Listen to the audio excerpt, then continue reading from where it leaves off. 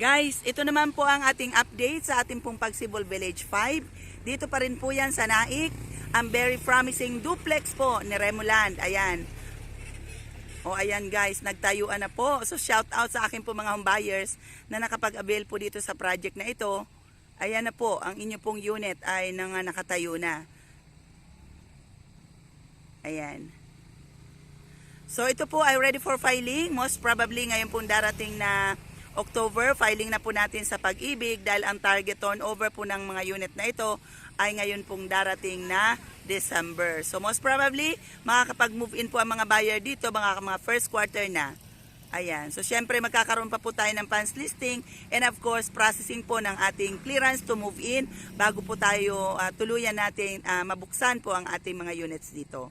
Yes, of course, ito po ang ating mga no down payment, no reservation na mga duplex po dito sa Naik. Ayan, so ang kailangan lang po natin dito ay full requirements.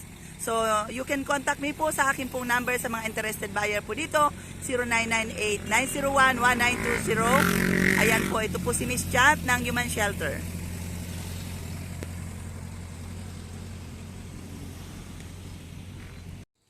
Hi guys! Ito po ang ating second gate nito pong ating Pagsibol Village 5. Ayan.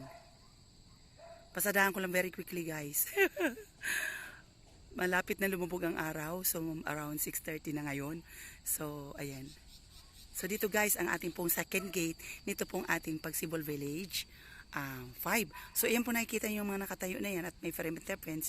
Yan po ang Pagsibol Village Phase 2. Ayan. So ayun po ang kalsada guys.